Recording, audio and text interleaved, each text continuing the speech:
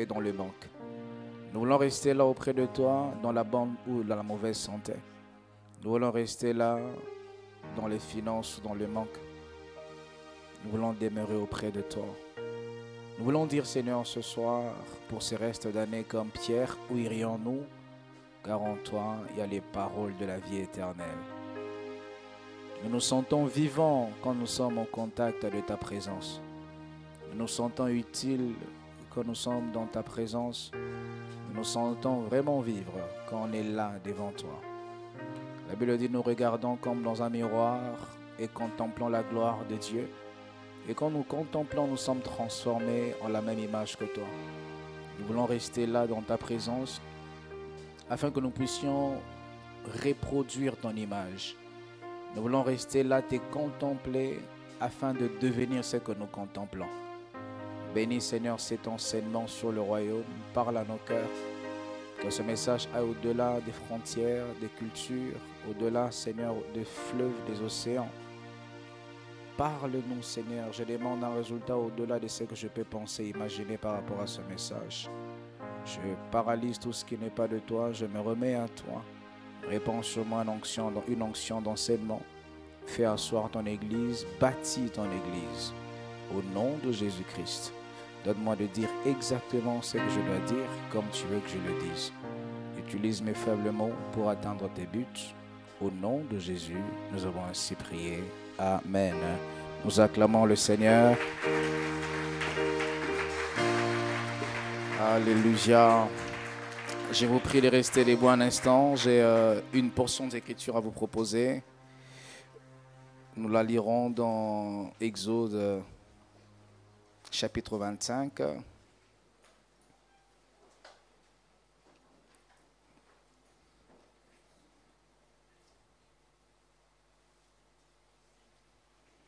Du premier verset au verset 9, Exode 25.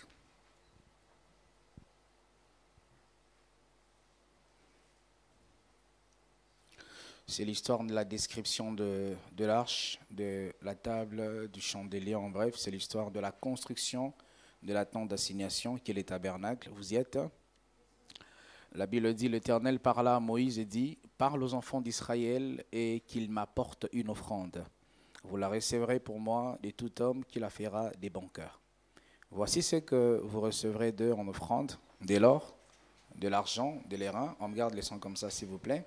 Des étoffes teintes en bleu, en pourpre, en cramoisi, du fin lin et du poil de chèvre, des peaux de bélier teintes en rouge et des peaux des dauphins, du bois d'acacia, de l'huile pour le chandelier, des aromates pour l'huile d'onction et pour le parfum odoriférant, des pierres d'onyx et d'autres pierres pour la garniture de l'éphod et du pectoral. Ils me feront un sanctuaire. Donc quand on parle de sanctuaire, c'est les tabernacles. Ils me feront un sanctuaire et j'habiterai au milieu d'eux. Vous ferez les tabernacles et tous ces ustensiles d'après les modèles que je vais te montrer. Que Dieu bénisse sa parole. Reprenez vos places, s'il vous plaît. Je vous salue au nom de Jésus-Christ. À nos frères et sœurs sur Internet, nous vous saluons au nom de Jésus. Et je vous prie de saluer le frère et la sœur à vos côtés. Bienvenue au mois d'octobre. Bienvenue à cet enseignement. Je débute aujourd'hui un nouvel enseignement, comme je l'ai annoncé. Et aujourd'hui, je vais introduire l'enseignement, c'est autour du royaume. Et on parle moins fort là-bas, s'il vous plaît. Ça sera autour du royaume. Et le royaume prendra plusieurs aspects. Le leadership, le mariage, l'entreprise, un projet, une nation, une famille, un foyer. Et aujourd'hui, je vais poser les bases, je vais introduire, mais je serai un tout petit peu, intelligent aujourd'hui. Je vais faire un peu le tour de géographie, politique et tout le reste. Mais je vous en prie de ne pas vous ennuyer. Amen. Hein? Donc, je parlerai de beaucoup de choses, mais ça aura tout son sens. Jeudi, je vais parler des choses que tu aimes. Aujourd'hui, je vais un peu élever le niveau intellectuel. Amen. Hein? Amen. Hein? Amen. Hein? Des fois, nous n'aimons pas quand c'est trop intelligent, on s'ennuie. Mais comme j'aime dire, il est bien que tu écoutes un homme de Dieu, tu n'es pas abruti. Plus tu l'écoutes, plus tu deviens intelligent. Amen. Hein? Et le texte que nous avons lu nous parle d'une forme de royaume. Nous parle du grand leader, Moïse. Moïse qui était les plus grands serviteurs de Dieu dans l'Ancien Testament. La Bible dit qu'il n'y a pas eu plus grand que Moïse. Moïse qui était un Hébreu, qui a grandi avec les Égyptiens. Et l'appel de Dieu a donné des fruits où s'était manifesté. Et Moïse s'est vite rendu compte qu'il n'était pas appelé à être les successeurs de Pharaon, mais plutôt il était appelé à diriger les peuples de Dieu. Il était appelé à être un prophète, être un chef d'État. Les Écritures nous révèlent qu'Israël est entré en Égypte en captivité au nombre de 65. D'autres versions parlent de 75. Mais ils sont sortis au nombre de 2,5 millions, 2 500 000 personnes. Donc être à la tête d'un grand nombre de gens, c'est être un chef d'État. Israël, c'était un État, c'était une nation. Et Moïse en était le chef d'État, il en était le roi, il en était le leader. Et le Seigneur, à un moment donné, dans leur marche, il donne une vision à Moïse, un rêve, un objectif. Il dit à Moïse qu'il faudrait bâtir un sanctuaire, il faudrait bâtir un tabernacle. En d'autres termes, on appelle ça dans certaines versions, ou même dans certains passages, la tente d'assignation. C'était un endroit où Dieu rencontrait Israël. Dans l'Ancien Testament, Dieu n'était pas, si je peux le dire comme ça, il n'était pas bon marché. Ça veut dire on ne voyait pas Dieu n'importe comment. Il fallait aller à un endroit précis pour voir Dieu. Et avant cela, Dieu parlait au travers de Moïse jusqu'à ce que même un jour, le frère de Moïse qui s'appelait Aaron et la sœur de Moïse qui s'appelait Myriam ou Mariam, ou même Marie, c'est le même nom. Et ils se sont révélés pour dire, est-ce que Dieu ne parle qu'à Moïse? Et Dieu s'est fâché ce jour-là, il a rendu Marie lépreuse parce que Dieu n'était pas bon marché. J'ai envie de dire, la grâce n'avait pas fait sortir Dieu pour qu'il devienne le Dieu de tout le monde. Il était un Dieu qui était réservé à une certaine classe, à un certain peuple. Eux, ils devaient le rencontrer à un certain endroit. Et l'endroit que Dieu avait choisi, c'était la tente d'assignation, les tabernacles qu'il a instruit à Moïse de construire. Et cela avec les concours de tous ces peuples sur qui Dieu l'avait établi. Alors, définissons les concepts. Je vais prendre 3 directions pour définir le royaume. La première direction, un royaume, c'est tout simplement un régime dans lequel la fonction du chef de l'État est héréditaire. Là, c'est la définition générique et basique. Et cette fonction qui est héréditaire, on parle de la monarchie. C'est un monarque, voilà. C'est un monarque qui est doté d'une certaine souveraineté. Le roi peut se lever un matin, il dit ceci, il n'a vraiment pas besoin que vous puissiez être d'avis avec lui. Parce que il a plein pouvoir. C'est un monarque, c'est un souverain. Et dans cette monarchie, dans ces royaumes, c'est chef d'État qui est doté de cette souveraineté est appelé roi, est appelé reine. On a connu des rois. Jusqu'à notre temps, il y a encore des rois. La Belgique, c'est un royaume. Le Maroc, c'est un royaume. Je crois l'Écosse, Bulgarie, c'est un royaume. Je vais en parler tout à l'heure. Et à certains endroits, ce sont des femmes qu'on appelle de reines. Et j'ai même appris qu'au Cameroun, il y a des rois. Il y a la dynastie Akwa, je crois, des rois comme ça, n'est-ce pas? Et en Afrique, on a eu beaucoup de rois comme ça. Et le titre, certains vont un peu plus loin. Ils n'appellent pas roi, ils n'appellent pas reine, mais ils utilisent le mot tsar, T-S-A-R. Et le tsar, c'était le titre qu'un roi avait porté dans... En fait, le tsar était un titre royal ou impérial porté par le souverain de la Russie de l'époque, entre 1554, 1547, allais-je dire, jusqu'en 1917. Et même la Bulgarie a eu des monarques qui s'appelaient des tsars entre 917 à 1018. La deuxième direction, je prendrai en définition le royaume. Le royaume est un domaine. C'est là où nous nous rapprochons un tout petit peu, de notre but. C'est un domaine. On peut dire que la cuisine, c'est mon royaume. Ce n'est pas vraiment qu'on voit des gens à l'intérieur, mais c'est un sens imagé, c'est une métaphore. On dit que c'est un domaine, c'est un fief, c'est une sphère d'influence. Un royaume, c'est une sphère d'influence. C'est un univers dans lequel nous retrouvons une cohésion des pensées qui poursuit un même but. Je répète, un royaume est un domaine, un fief, une sphère d'influence, un univers dans lequel nous retrouvons une cohésion de pensée qui poursuit un seul et même but. La troisième direction que je vais prendre pour définir le royaume, c'est un ensemble des éléments, ça j'ai beaucoup aimé, ça aura tout son sens tout à l'heure, c'est un ensemble des éléments hétérogènes, travaillant pour un seul but, un seul rêve, dans l'homogénéité. Je répète, le royaume, c'est un ensemble des éléments hétérogènes, travaillant pour un seul but, une seule pensée, un seul rêve, dans l'homogénéité. Ça passe jusqu'à présent ou ça casse? Lorsqu'on parle de l'hétérogénéité, on parle d'un ensemble qui n'a pas les mêmes éléments. On dit que l'Église est hétérogène. Ça veut dire, à l'Église, il n'y a pas que des frères, il y a aussi des sœurs. À l'Église, il y a des jeunes, il n'y a pas que des jeunes, il y a aussi des vieux. Donc, quand on parle de ce qui est hétérogène, on parle d'un ensemble de choses qui ne se ressemblent pas.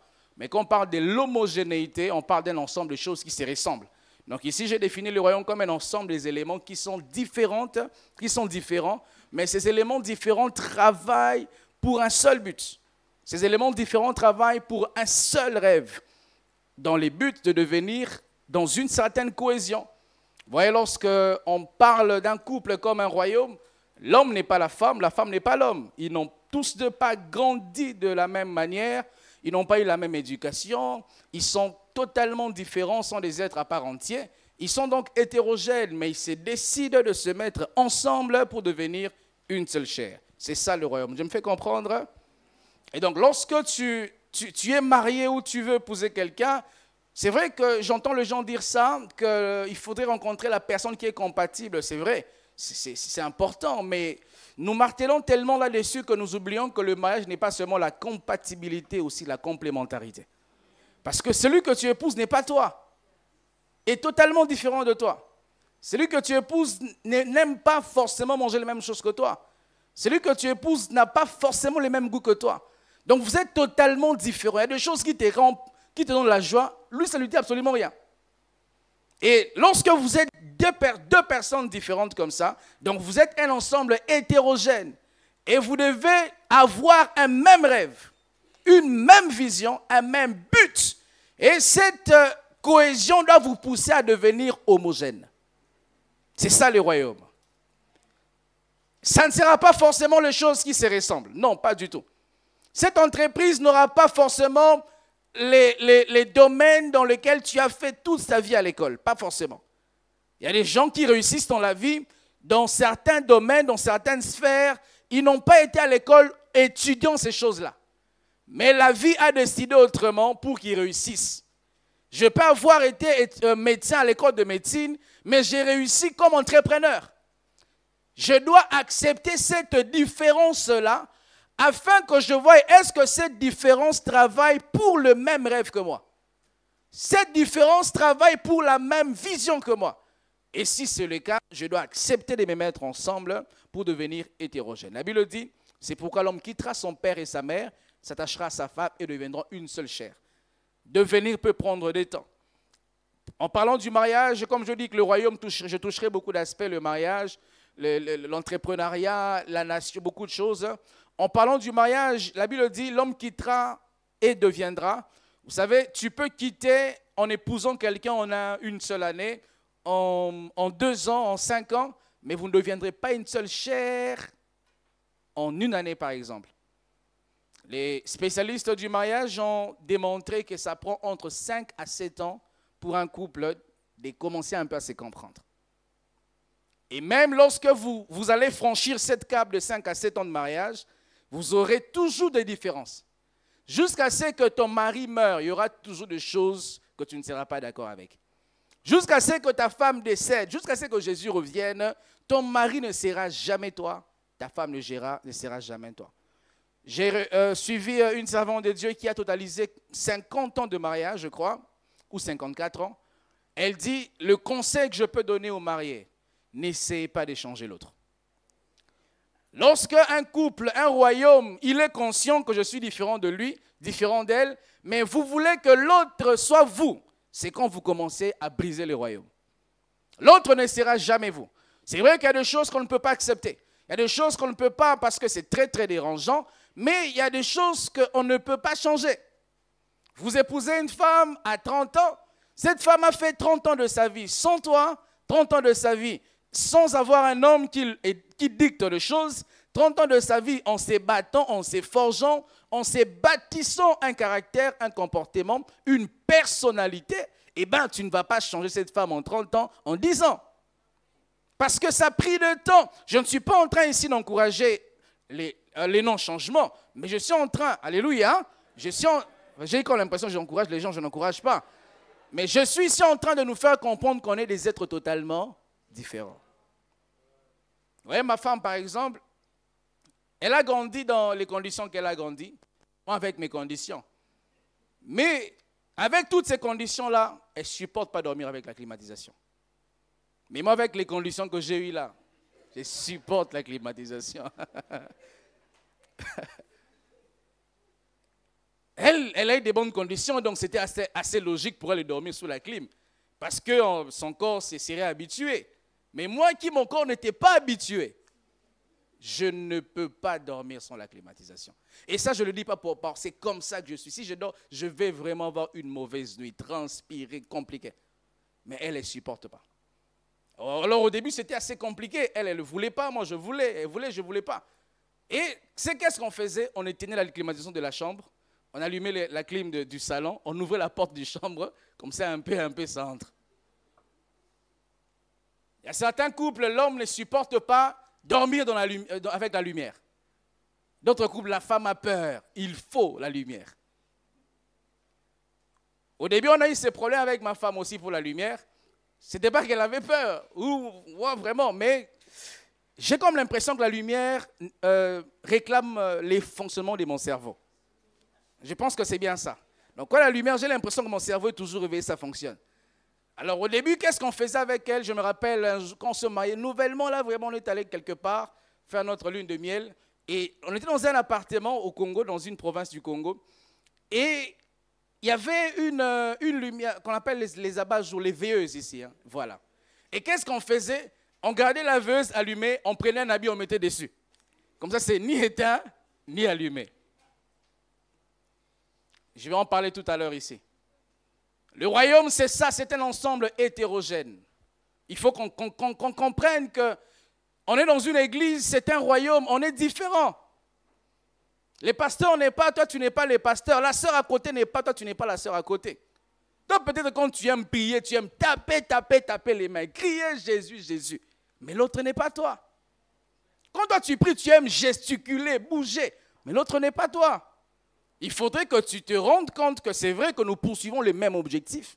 On est dans un même endroit, on a un même rêve, une même vision, mais on est différents. Je ne peux pas, par exemple, je suis rentré du voyage, j'ai trouvé que là où j'habitais, il y avait un appartement qu'on construisait, c'était fini. Et j'ai trouvé que quelqu'un était entré dedans. Je ne le connaissais pas parce que je suis rentré du pays. La maison était encore vide quand j'étais parti.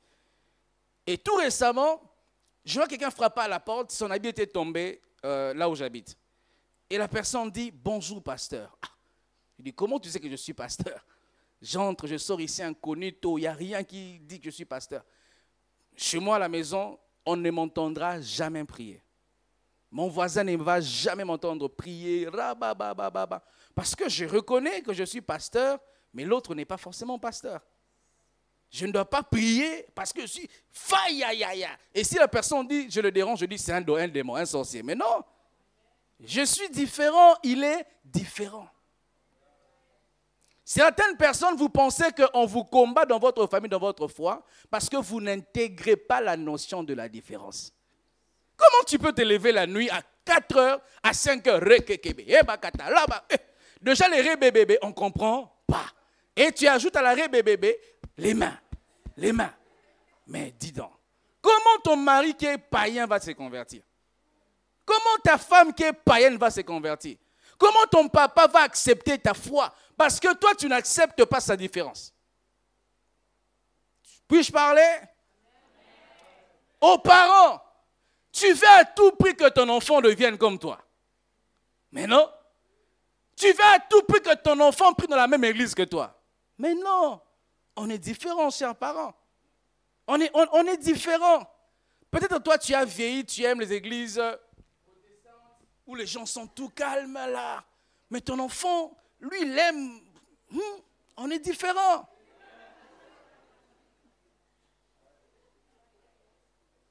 C'est quand on n'accepte pas la différence que nous brisons les principes du royaume.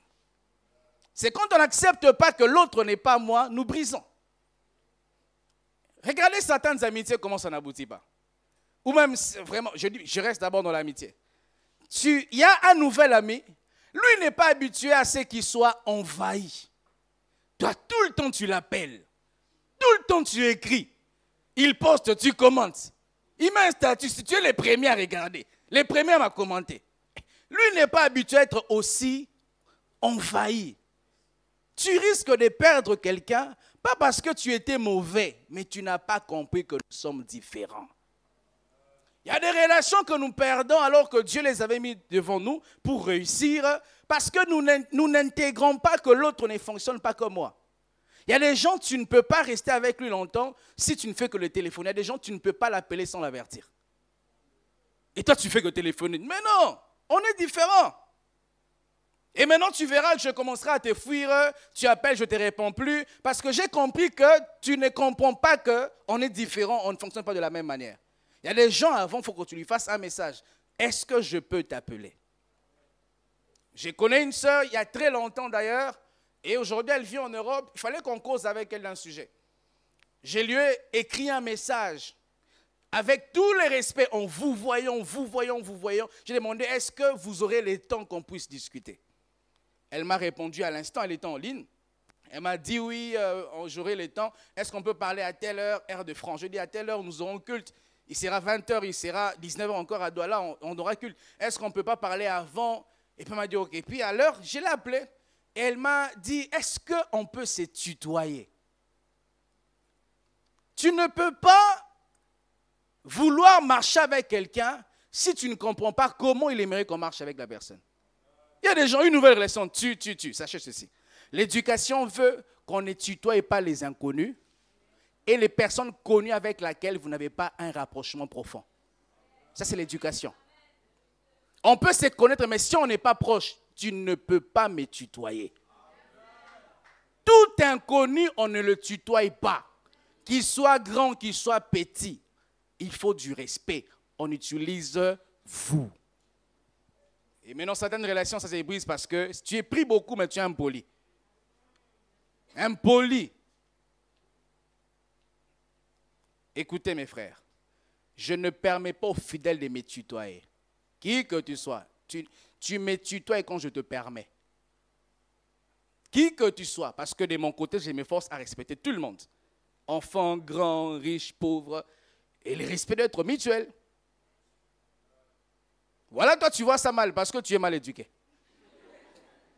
Mais oui. Au Congo, on dit seuls les sorciers détectent un autre sorcier. Donc, tu es sorcier, toi. Tu as un problème d'éducation. Ce que je dis, ce n'est même pas offensant.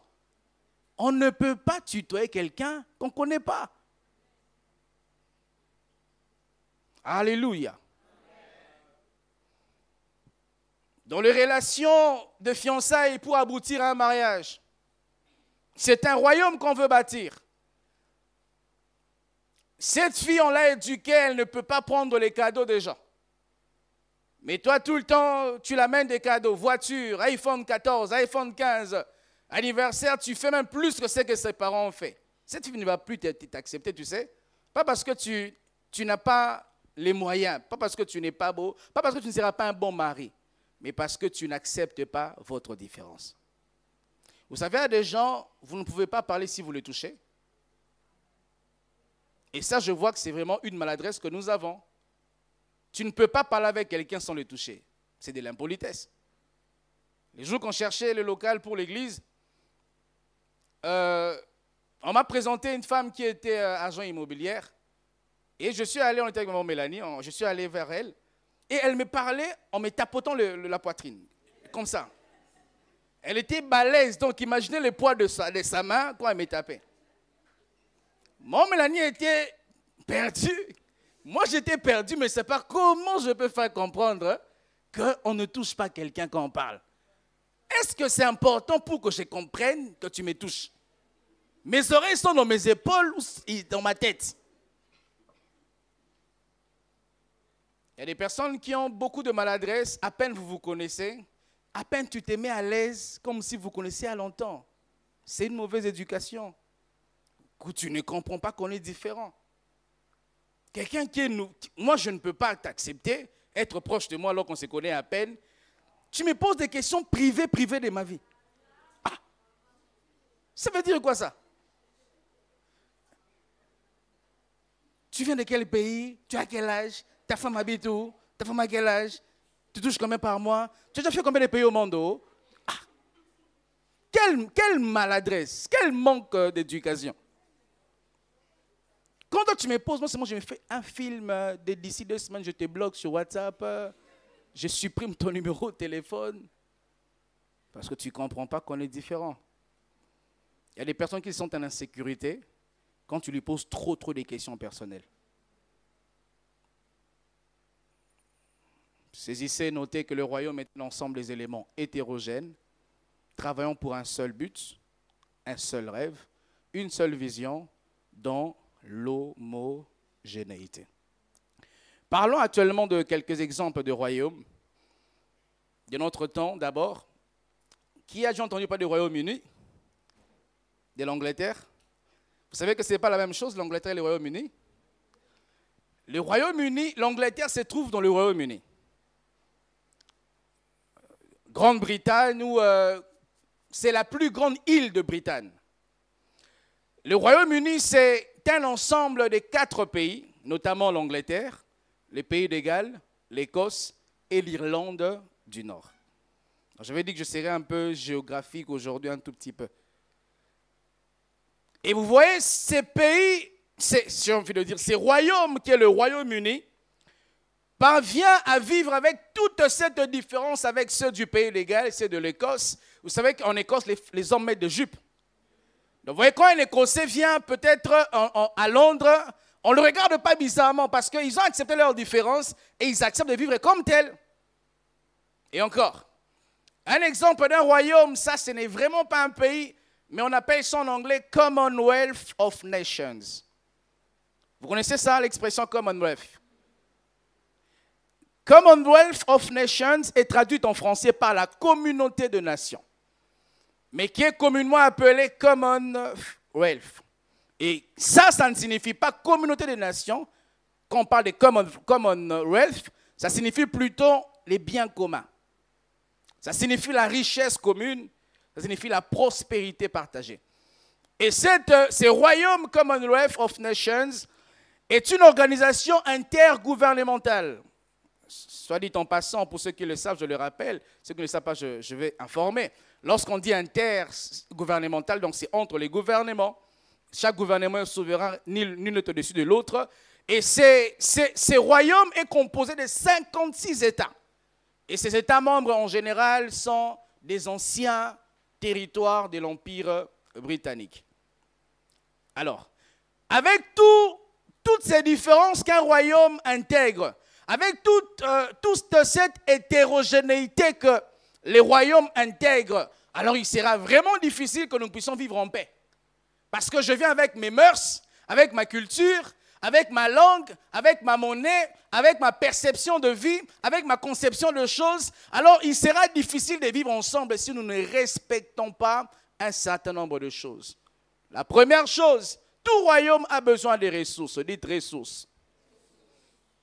Un royaume ne peut pas fonctionner sans ressources. Un royaume couple ne peut pas fonctionner sans ressources. Un royaume église ne peut pas fonctionner sans ressources.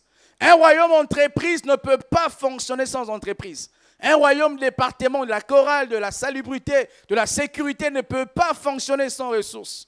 Un royaume a besoin des ressources pour fonctionner. Et les ressources, je les définis comme étant les éléments qui permettent la survie ou la continuation de quelque chose. Ça veut dire, une ressource, je l'ai définie comme telle, comme étant quelque chose qui me permet de survivre. Sans ça, je ne peux plus survivre. Sans ça, je ne peux pas continuer ce que j'ai commencé. C'est ce que j'ai appelé ressources. Et un royaume a besoin de choses, des éléments qui lui permettra de continuer à poursuivre ses rêves communs. Par exemple, nous avons plusieurs genres de royaumes dans notre temps encore, comme l'Union européenne. Vous connaissez l'Union européenne, c'est un royaume dans lequel on trouve plusieurs ressources, on trouve plusieurs nations, on trouve plusieurs étapes. Et quelqu'un m'a dit que l'Union européenne, c'est comme un grand pays ou une grande commune avec plusieurs quartiers. Donc tu peux te retrouver à une grande ville comme Douala, tu n'auras pas besoin d'un visa pour aller de quitter Bali jusqu'à Koto. Parce que c'est une seule commune, une seule ville, on circule comme on veut.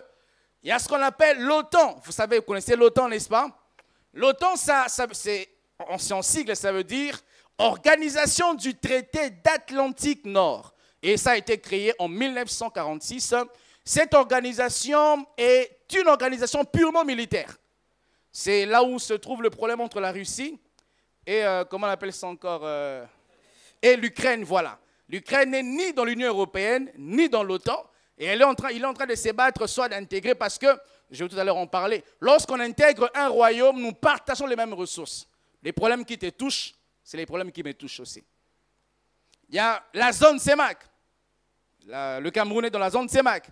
J'ai lu même un document qui aurait dit que quand tu es dans la zone CEMAC et que tu as une plaque d'immatriculation, je dis par exemple du Cameroun, tu peux circuler dans tous les pays qui sont dans la zone CEMAC. Donc je peux quitter avec ma voiture au Cameroun, je vais circuler calmement au Congo-Brazzaville. Parce que je me retrouve dans cette zone-là. Nous partageons les mêmes ressources qui permettent à notre royaume de survivre. Vous comprenez? Et la zone CEMAC, c'est un espace d'environ 45 millions d'habitants dans tous ces pays-là. Et elle est située dans l'Afrique centrale. Et elle regroupe donc cette zone actuellement 6 pays, notamment le Cameroun, les Centrafrique, le Congo, Congo-Brazzaville, le Gabon, Guinée équatoriale et le Tchad. Il y a une autre forme de royaume que j'ai mentionné, l'Union africaine. Dans l'Union africaine, il y a des ressources communes. On a une seule monnaie. Pas toute l'Union africaine, bien entendu. On se bat à avoir aucune frontière, un peu comme l'Union européenne. Ce qui fait que vous allez voir les pays qui ont des pays frontaliers, ils se sont fait des accords d'une circulation libre. Par exemple, un Camerounais n'a pas besoin d'un visa pour aller au Congo-Brazzaville. Un Camerounais n'a pas besoin d'un visa pour aller au Tchad, pour aller au Centrafrique, pour aller en Guinée équatoriale, je pense que c'est frontalier aussi. Et enfin, j'ai noté ce qu'on appelle le BRICS. Qui connaît les BRICS? Le BRICS. Il faut noter, il faut entrer au sérieux ce matin, ce soir. Je t'apprends beaucoup de choses. BRICS, B-R-I-C-S. BRICS. Au départ, ça s'appelait BRIC, normalement. Et BRICS, c'est quoi? C'est l'ensemble des pays qui ont des grands territoires, notamment le Brésil, à l'époque, la Russie, l'Inde et la Chine. Mais actuellement, les BRICS a intégré l'Afrique du Sud. Et dernièrement, les BRICS a eu une réunion avec le président Cyril de l'Afrique du Sud qui voulait intégrer, je crois, 4 autres pays, je crois. Et cette réunion qu'ils ont eue aura effet dès le 1er janvier 2024. Ils vont passer de 5 pays, donc la Chine, la Russie, le Brésil, l'Inde, l'Afrique du Sud, pour aller à une échelle de 9 pays en janvier 2024. Notamment, il y aura l'Arabie Saoudite, il y aura l'Argentine, il y aura l'Égypte, il y aura les Émirats Arabes Unis, il y aura l'Éthiopie et il y aura l'Iran. Tout royaume a besoin de délimiter ses frontières et ses limites. Je suis en train de me faire comprendre. Tout royaume a besoin de délimiter ses frontières et ses limites. Lorsque je dis que tout royaume a besoin de délimiter ses frontières et ses limites, qu'est-ce que je vais sous-entendre ici? C'est que tout royaume a besoin de savoir ce qu'il est censé faire, ce qu'il n'est pas censé faire. Tout couple et doit savoir ça. Qu'est-ce que nous, on est censé faire et qu'est-ce qu'on n'est pas censé faire. Toute église doit délimiter ses limites, doit savoir qu'est-ce que nous, on peut faire, qu'est-ce que nous, on ne peut pas faire, délimiter ses limites. Une entreprise doit savoir délimiter ses limites. Elle doit se dire dans notre mission, qu'est-ce que nous sommes censés faire, qu'est-ce que nous ne sommes pas censés faire. J'aime ce que les Écritures disent au sujet de Jésus-Christ.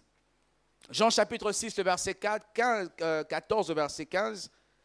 Lorsque Jésus-Christ produit un surnaturel, les miracles de la multiplication de pain, les peuples étaient contents, ils étaient heureux.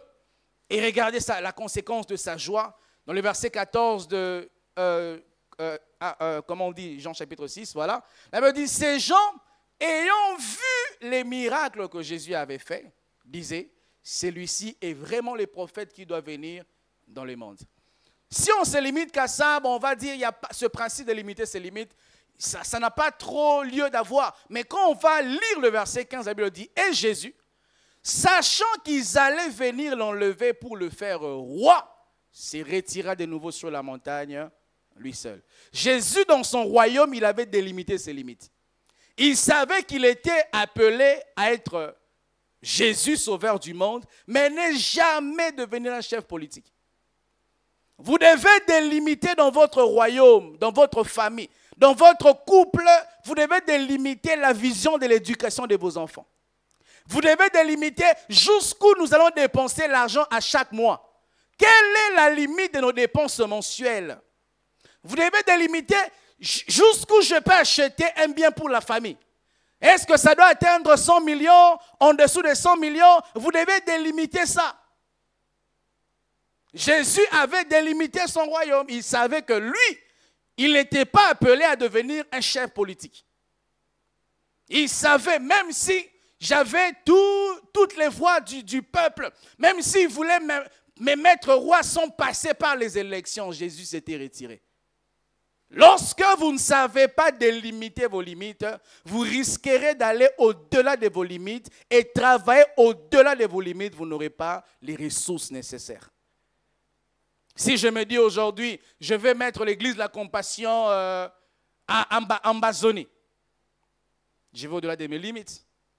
Déjà, je n'ai pas les documents pour ça, je n'ai pas l'autorisation pour ça, je ne parle pas anglais, je vais au-delà de mes limites et je vais travailler dans la souffrance. Un couple doit s'asseoir pour dire, nos enfants, quelle éducation on pense pour eux. Nos enfants, quel genre d'école on aimerait qu'on les envoie. Je connais des parents, ils sont francophones, mais ce sont des faits que les enfants ont une éducation anglophone. Les enfants étudient que dans les écoles anglophones. Vous devez délimiter ça en tant que couple. Vous devez dire, dans notre couple, qu'est-ce qu'on est censé faire et qu'est-ce qu'on n'est pas censé faire. Je connais un couple qui, ils ont un principe, ils disent, quel que soit ce qui peut nous arriver, jamais dormir en colère. Jamais, jamais. Vous savez, lorsque les couples, vous vous amusez à dormir, la nuque là et la nuque là, c'est quand ça vient juste au milieu de vous. Des fois, les couples, c'est comme l'histoire de la chaussure et de chaussettes. On peut voir que c'est une belle chaussure, mais je n'ai pas des chaussettes trouées. Ils sont comme des sorciers, ils volent la nuit, mais en journée, comme si de rien n'était. Et ces couples, ils sont délimités. Ils ont dit, on ne doit jamais dormir en colère. Et je veux dire ça en passant, que la bonne santé du couple dépend en grande partie de l'homme. La femme peut faire tout ce qu'elle peut faire, elle boude. Si l'homme entre dans le bout, tu détruis les couples. Tu dois accepter qu'elle ait raison, même si elle a tort.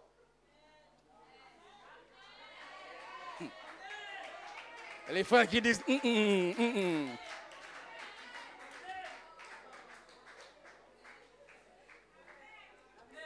Parce que si toi, tu es l'homme de la famille, tu es le chef, le roi de ces royaumes, tu commences à bouder les peuples comme...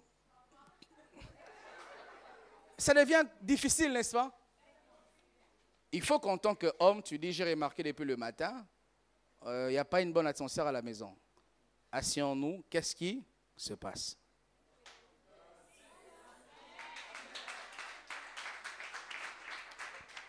Mon frère, si toi tu n'es pas prêt à ça, tu es un homme, tu es une femme qui s'appelle Jean.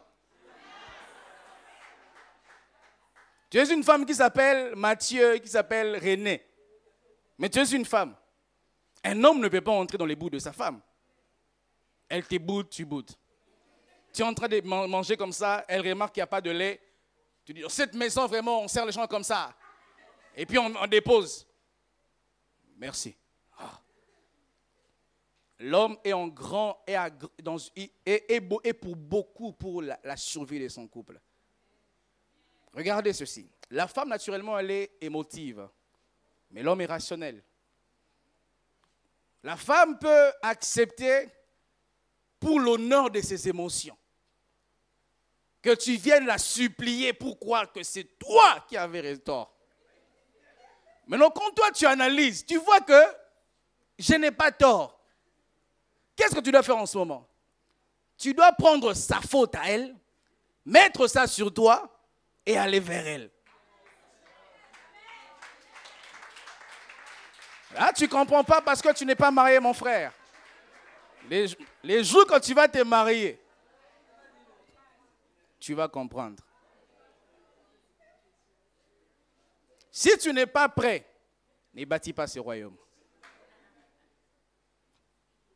Un homme ne peut pas entrer dans les jeux de sa femme. Tu m'éboudes, tu te boudes. Mais non.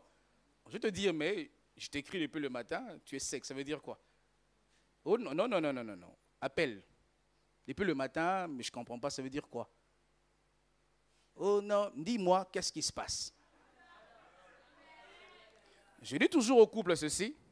Si vous savez que vous allez réparer après 6 mois, pourquoi ne pas réparer aujourd'hui?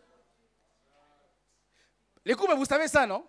Je vais te bouder, bouder, bouder, que tu sentes la douleur de ça. Mais toi, tu sais que même si tu sens, on finira par réparer. Mais pourquoi ne pas arranger maintenant? Parce que arranger maintenant, vous gagnerez en temps. Mais vous boudez. Et l'homme, il rentre à la maison, il va dormir directement. Il ne mange pas. Ah! Lorsque vous avez vos conflits là, ça ne touche pas la nourriture. Et donc tu vas maigrir dans ta propre maison comme ça. Tu dois être homme. Je dois être homme. Si je mange, elle va croire que j'ai fléchi. Oh, frère, mange! C'est ta nourriture, mange! Et si je mange, elle va croire que j'ai aimé sa cuisine. Oh, frère, mange, c'est ton argent. Mange!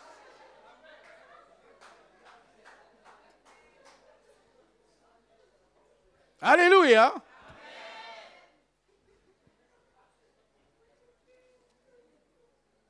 Si tu n'es pas prêt à devenir roi dans un tel royaume, ne deviens pas roi.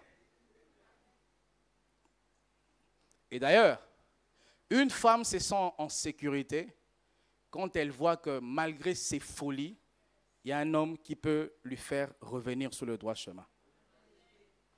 Une vraie femme a besoin de se sentir sécurisée par un homme rationnel.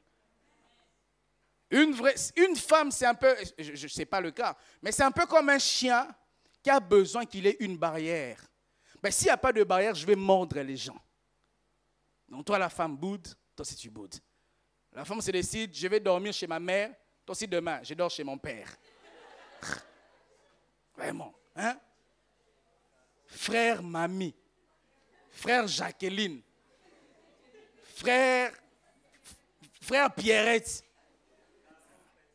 Hein? Et tu te sens, frère, ces choses-là, ça peut se comprendre dans les fiançailles et tout ça. Une fois on est marié, on a un seul rêve. On a une seule vision. Le temps que vous prenez là, je ne lui parle pas, je ne lui cause pas, c'est quand Satan peut entrer. Satan n'a pas besoin d'une grande ouverture pour vous attaquer. La Bible dit, un peu de levain fait lever la pâte.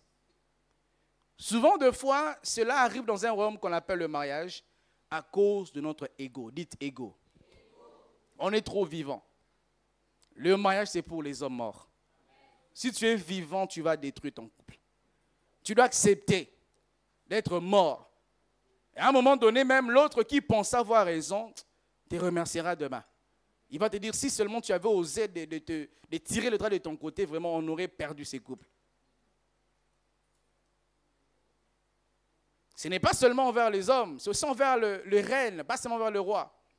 Maman, ton mari peut penser qu'il a raison. Toi-même, tu sais que tous ces problèmes, tout ce qu'on a comme déchirure, c'est parce que j'ai tort, tu as tort, j'ai raison. J'ai tort, tu as raison. Non, comment? J'ai tort, non, j'ai raison, tu as tort. J'ai raison, tu as tort. Non, non, non, c'est toi, tu avais commencé, tu avais dit, c'est toi, c'est toi. Tu comprends que tous ces problèmes n'est que dans ça. Tu peux dire, bon, excuse-moi, j'avais mal compris.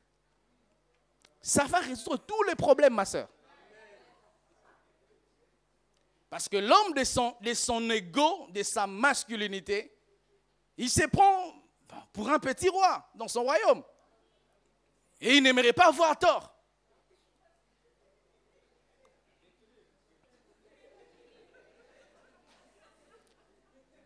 Vous savez, en judo, on dit, si on veut te faire, si un tatami, un mouvement, si tu ne veux pas te casser, tu vas te laisser accompagner de ces mouvements-là. Mais quand tu résistes, c'est quand tu vas te casser. C'est quand il y a un mouvement, laisse-toi, on va te faire tomber calmement, tu ne vas pas te casser. Mais quand tu résistes là, c'est quand tu peux te faire du mal. Tu vois que vraiment, parce qu'il faut dire que des fois les hommes sont comme des enfants. Hein? Des fois les femmes se rendent compte que j'éduque et mes enfants et mon mari. Elles n'arrivent pas à comprendre. Ils se disent, mais comment il ne comprend pas? Comment il ne voit pas ça? On ne peut pas faire que manger l'argent, manger. Comment la femme se dit, mais comment il ne comprend pas? Maman, je vais te dire comment il ne comprend pas. C'est que dans ta maison, tu as des bébés et un grand bébé. Donc, tu dois accepter que ces grands bébés, il doit grandir. Parce que tu peux voir un homme comme ça, le fiançailles, il est responsable. Une fois tu l'épouses, c'est lui qui laisse les serviettes là-bas. C'est lui qui, après avoir mangé, tout est en désordre, les chaussures à gauche, à droite. Tu dis, mais comment, des hauts de son âge, on l'appelle d'ailleurs ministre, sénateur, député, patron, pasteur, mais il fait ça. Ben bon, un secret pour que tu n'aies pas des crises de gastrite. Comprends que c'est un bébé. Que tu dois faire grandir. Avec beaucoup de patience et de prières. Je ferme la parenthèse. Tout royaume n'a pas seulement besoin des ressources, de limiter ses limites, ses frontières. Également, tout royaume a besoin des accords. Dites accords. Je le disais tout à l'heure qu'avec toutes ces différences, mais on a besoin des accords. On a tellement de différences. Alors que je parle, on va m'afficher Genèse chapitre 21, le verset 22 au verset 32. On a trop de différences et on ne peut pas accepter de faire route ensemble si on n'accepte pas de nous mettre d'accord sur un certain nombre d'éléments. Tout royaume fonctionne avec les accords. Genèse 21, le verset 22 au verset 32, nous parle de l'histoire d'Abraham et d'Abimelech. Abimelech qui était à l'époque le roi de Guérar. Genèse chapitre 22, le verset 21, le verset 22. Au verset 30, la Bible dit, en ces temps-là, Abimelech, accompagné des picoles, chef de son armée, parlait ainsi à Abraham, Dieu est avec toi dans tout ce que tu fais. Jure-moi maintenant, tu vois ici, il débute déjà l'ouverture d'un accord, jure-moi maintenant ici par le nom de Dieu, les noms de Dieu, que tu ne tromperas ni moi, ni mes enfants, ni mes petits-enfants, et que tu auras pour moi et les pays où tu séjourneras la bienveillance que j'ai eue pour toi. Ici, les gens voient que ces rois, Abimelech, il ouvre une possibilité de trouver un accord. Le verset 24, Abraham dit, je le jurerai. Mais Abraham fit des reproches à Abimelech au sujet d'un puits d'eau dont s'étaient emparés les forces de serviteurs d'Abimelech. Abimelech répondit, j'ignore qui a fait cette chose-là et tu ne m'en as point informé et moi je ne l'apprends qu'aujourd'hui. On s'arrête là un tout petit peu. Vous voyez, n'acceptez pas les accords si vous n'êtes pas d'accord. Ici, Abimelech propose un accord à Abraham, mais Abraham, au fond de son cœur, n'était pas d'accord. Parce qu'il avait des remarques, des reproches à faire à Abimelech. Et il était sincère. S'il avait osé accepter ces accords avec Abimelech, ce seraient des accords qui allaient être très fragiles. Vous ne pouvez pas accepter Un homme veut bâtir avec toi un royaume, quitter tes parents et tout le reste, voyager avec toi. Ma soeur, tu ne dois pas seulement voir le fait qu'on t'appellera Madame Y, Madame X, on peut enlever le verset s'il vous plaît, Madame W. Tu dois aussi voir l'autre côté de la pièce. Tu ne dois pas seulement voir quand vous allez commencer à voyager, avoir des maisons. Tu dois aussi voir, est-ce qu'avec ces caractères-là, est-ce qu'il va changer, il ne va pas changer. Vous êtes dans le fiançailles, c'est déjà un homme impudique, un homme cachotier. Et il vient te dire, je vais t'épouser, un accord. Vous voulez bâtir un royaume ensemble, vous devez être d'accord avec les accords. Parce que si dès le début, vous ne vous entendez pas très bien, en cours de route, vous allez pleurer. Un homme déjà dans le fiançailles, il te ment. Il te ment. Il ment pour tout, pour tout. C'est pas bien ça. Une fille qui ment pour tout. Ça, ce n'est pas bien. Il y a des personnes qui mentent parce que les mensonges est un échappatoire pour elles. C'est quand tu manges, je m'échappe. Et d'autres personnes, tellement ils ont cultivé les mensonges, ils commencent à mentir sans vouloir mentir. Ils se retrouvent seulement à mentir. Oh, je dis des choses vraies. Hein? J'ai envie de dire, avant de le dire, je veux dire ceci. Ce n'est pas qu'il faut mentir. Mais j'ai envie de dire qu'il est en train de mentir pour des choses pour lesquelles on ne peut même pas mentir. Tu étais au coin, dans une boutique, tu venais d'où? Non, je suis allé voir un ami. Ah. Tu mens pour tout, sauf pour rien. Ça, avant qu'Abimelech fasse avec toi un accord, il faut parler. Un homme dans les fiançailles déjà, il tombe dans les péchés, il va voir ailleurs tout le temps, excuse-moi, c'était la faiblesse. Excuse-moi, la chair est faible, ma soeur, excuse-moi. Il faut qu'on s'entende maintenant. Si toi tu vas continuer avec des excuses, oh l'homme est faible, vaut mieux ne pas faire en route ensemble. Parce que si déjà ces infidélités dans les fiançailles te brisent autant, imagine maintenant l'infidélité dans le mariage. Quel niveau de saleté! Tu voyages, mission de service, 6 mois, tu rentres comme ça, tu vois des chaussures que tu n'avais pas laissées. C'est pour qui? Toi, je t'ai acheté, non? Ah, ma soeur. Donc moi, là où je suis parti, je n'ai pas vu des chaussures. Abimelech a dit qu'il veut ceci. C'est bien. Mais dis-lui aussi que j'ai des choses à te dire. Parce que ce qui bâtit le mariage, ce n'est pas seulement chérie, je t'aime, doudou, bisous et tout le reste. Ces choses, c'est très, très, très bien. On leur place. Mais il ne faudrait pas que dedans, je commence à m'étouffer. Que je commence à regretter mon état de célibataire. Que je commence à regretter les garçons là de mon université. Lui, au moins, il était frère. Et Abraham a dit, Abimelech, il rétorque en disant, je ne savais pas que c'était passé comme ça. Il dit, j'ignorais cela. Et après avoir parlé, Abraham, il a pris des brebis et des bœufs. Il a donné à Abimelech et ils ont fait tous les deux une alliance.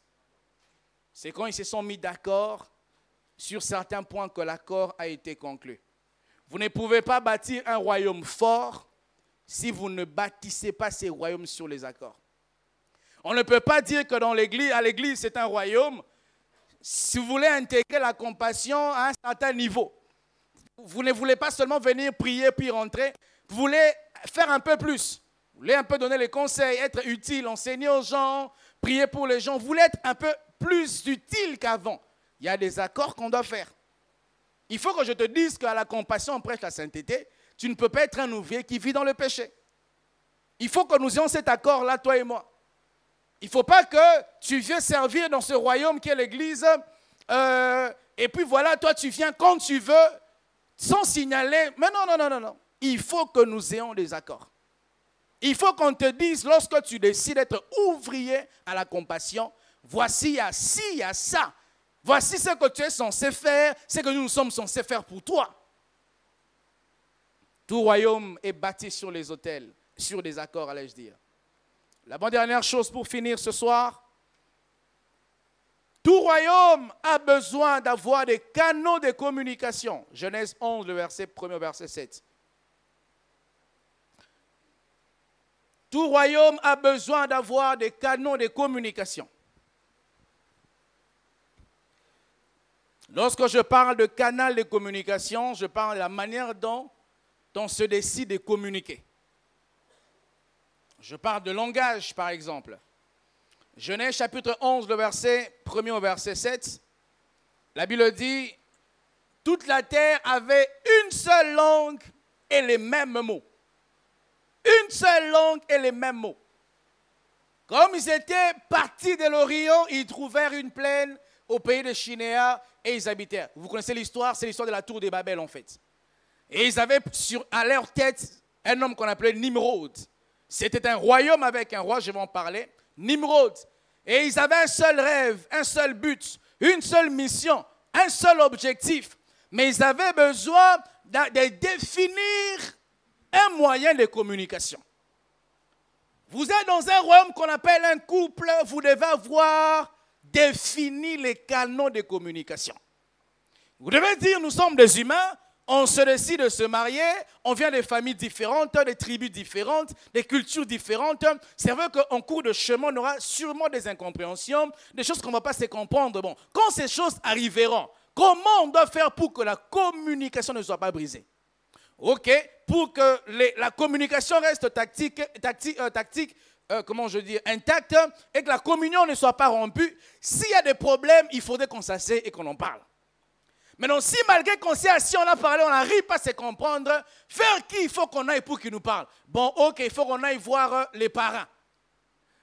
Maintenant, si les parents, ça n'arrive pas, il faut qu'on aille voir les pasteurs. Maintenant, il ne faudrait pas que vous avez dans ces royaumes défini ces canaux de communication et l'autre apprend que tu es allé parler à ton frère. Tu es allé parler à ta maman. Ce sont les erreurs que nous commettons deux fois. Parler du mal de ton conjoint à un membre de ta famille t'écoutera cher demain. Parce que ton conjoint n'a pas épousé un membre de ta famille. L'amour que tu as pour ton conjoint, ta conjointe, ce n'est pas le même amour qu'un membre de ta famille a pour lui ou pour elle. Les jours que l'amour là va grandir, va accepter d'absorber vos mésententes, vous allez oublier vos problèmes, mais vos familles ne vont jamais oublier ça. Et c'est par là que vous commencerez à souffrir. Un petit problème comme ça, tu appelles ta mère. Un petit problème, je vais chez moi. Ah! Au Congo, quand une fille se marie, on brûle son matelas. C'est pour lui dire, il n'y a plus de place ici pour toi. Comme tu es parti là, bye yo, c'est fini. Mais vous, un tout petit peu comme ça, je vais à Bafoussam. Un tout petit peu comme ça, je vais à Kribi. Un tout petit peu comme ça, je vais à Touristique, je vais prendre un billet à 3 heures.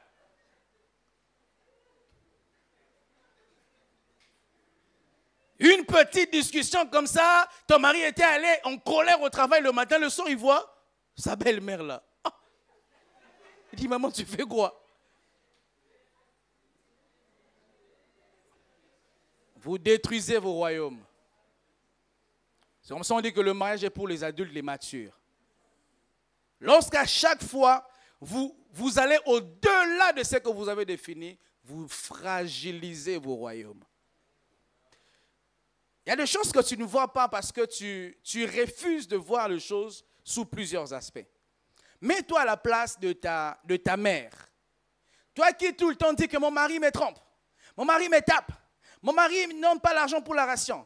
Maintenant, toi, tu es cette maman-là. Comment tu te sentiras que ta fille souffre autant? Tu vas faire quoi? Tu vas intervenir, non? Mais en intervenant, tu vas intervenir avec l'amour philéo, pas avec l'amour éros. Il y a 3 sortes d'amour. L'amour agapao, l'amour que Dieu a pour les hommes. L'amour philéo, l'amour entre le frère. Et l'amour éros, l'amour qu'un homme a pour une femme. Ta mère va intervenir avec l'amour philéo. L'amour qu'un humain a pour un autre humain. Mais l'amour qu'un homme a pour une femme, ta mère, ton père n'a pas ça. Il va seulement intervenir, protéger. Il va même te réconforter à ta décision qui est d'ailleurs mauvaise. Il faut rentrer, il faut rentrer, il faut rentrer. Qui te dit que les royaumes qui sont forts aujourd'hui n'ont pas traversé les turbulences? Et même ces royaumes forts aujourd'hui qui ont traversé, qui te dit qu'ils n'auront pas encore les turbulences? Et moindre turbulence comme ça, je vais quitter ces bateaux, je vais me jeter, mais tu vas te noyer. Tu penses qu'en divorçant, tu seras heureux? Non. Je dis toujours ça et je le répète, que le divorce est avant tout un constat d'échec. C'est parce que tu as constaté que tu as échoué que tu vas divorcer. Et un divorcé finit toujours par... Parce que tu as l'expérience. Tu sais par où on commence, n'est-ce pas? C'est des choses, je l'avais connu à mon 5e mariage. Toi-même, tu parles plus trop. Les matins, là, bavarder le soir, papa le divorce. Signe seulement, c'est pas un problème. Elle a le remords, elle n'arrive pas. Mais toi, tu vas même dormir en paix. Lorsqu'on prend des avions et qu'on traverse une zone de turbulence, qu'est-ce que disent les pilotes? Attachez vos ceintures. Jamais les pilotes vont vous dire, prenez maintenant vos gilets de sauvetage là, jetez-vous. C'est ce que toi tu fais. Parce que le royaume dans lequel tu vis, vous n'avez pas défini les canaux de communication. Tu es dans une église, un département. Des fois, les gens pensent que comme la compassion est bien, au fond, c'est aussi gentil. Je peux dire à la fin de sécu, demain, tous les ouvriers jeûnent à sec de 3 jours. Ah, si c'est comme ça, je sors de cette église. Non, quand tu entres, tu ne savais pas qu'il y aurait des zones de turbulence. Nous abandonnons facilement. Nous devenons, je crois, le mot c'est apatride, c'est ça? C'est ça, Papa Arnaud? Apatride. Apatride, c'est quelqu'un qui n'a pas de patrie. Je crois que c'est bien ça. J'avais dit que je serais très intelligent aujourd'hui. Et on se dit, ben, je ne veux plus de mon royaume, je ne veux plus de ceci. Parce que tu traverses une zone de turbulence. Tout royaume aura des zones de turbulence. À un moment donné, tu viens à la compassion, ça va chauffer. Jeune après jeune, jeune après jeune. À un moment donné, tu viens comme ça, prière. On appelle ça au Congo Shondo. Faya. Au premier, on commence à appeler les frères Shondoman. Les sœurs Shondo Women. Shondo, donc on vient. Rakadabaga. Shimradabaga. Maintenant, pasteur, moi je vais seulement danser quand la chorale chante. Non. Tu danses quand la chorale chante, tu t'agenouilles aussi compris. Je me rappelle à un moment quand je me suis décidé de servir à l'église, on avait un responsable qu'on l'appelait général. Il s'appelait Papa Mala. Il est pasteur aujourd'hui. Déjà, imagine, on appelle quelqu'un général. Donc, imagine niveau de discipline. Ah! Un jour, j'étais à la modération. Je viens 2 minutes en retard. Après qu'on a fini l'intercession, les cultes commencent, je dis à 17h juste. Je viens à 17h02. Il me dit, tu ne modères pas. Et il m'a suspendu 3 mois. Général. Je n'ai pas fou l'église. Et puis nous, quand on est suspendu à l'époque, tu ne t'assais plus comme un homme de Dieu. Derrière là-bas. Shabbat. Maintenant, quand toi, ça devient un peu dur, on te fait trop de remarques maintenant, tu as même des convictions, je sens que je m'étais trompé, ce n'est pas ma place. Ah. Donc, on t'a dit que ça sera toujours bon chic, bon genre, il y aura des moments difficiles aussi. Jésus, dans son royaume, a rencontré les moments difficiles. Il a même dit, s'il est possible, éloigne de moi cette coupe. Nous n'arrivons pas à aboutir parce que nous pensons que ça sera toujours facile. Tout royaume traverse des moments comme ça. Mais vous devez définir les canaux de communication. Le royaume, pour finir, comme entreprise, peut traverser les zones de turbulence. Où tu as un collègue qui en veut à ta vie. Tu es dans une équipe de football, tous tes amis veulent vraiment t'empoisonner. Tu vas dans un marché, tu sens que tout le monde est contre toi. Si Dieu t'a dit c'est là que tu vas fleurir, attache ta ceinture de sécurité. Tu ne fais que traverser une zone de turbulence. Maintenant, toi, tout le temps, tu veux t'éjecter, sortir. Mais non! Quand il y a un problème comme ça, va voir ton DG, va voir votre supérieur hiérarchique, fais-lui comprendre qu'il y a ça, il y a ça, il y a ça. Et nous abandonnons, si c'est comme ça, je vais quitter le travail. Mais non, il y a des endroits, c'est les lieux de ta bénédiction. Tu ne dois pas quitter, même si c'est chaud. Tu dois rester. D'ailleurs, le moment difficile nous forge. Je vais finir ce soir en l'annonçant, je vais l'aborder le jeudi ou le mardi, dimanche. Tout royaume a besoin d'un rêve. Tout royaume a besoin d'avoir une mission. Tout royaume a besoin d'avoir un objectif commun, un but de vie commun.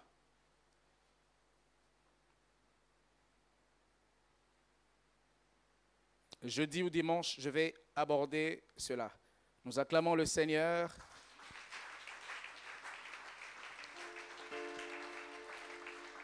Seigneur, merci pour cette introduction autour de ces sujets aussi vastes que nous sommes en train d'aborder autour du royaume.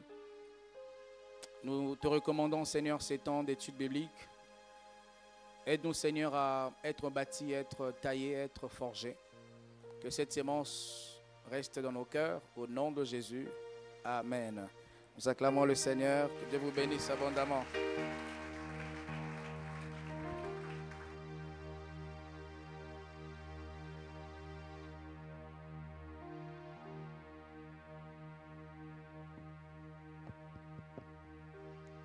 Est-ce que nous pouvons acclamer le Seigneur pour cette parole?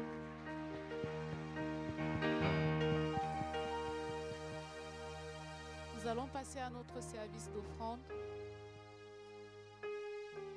Nous acclamons le Seigneur.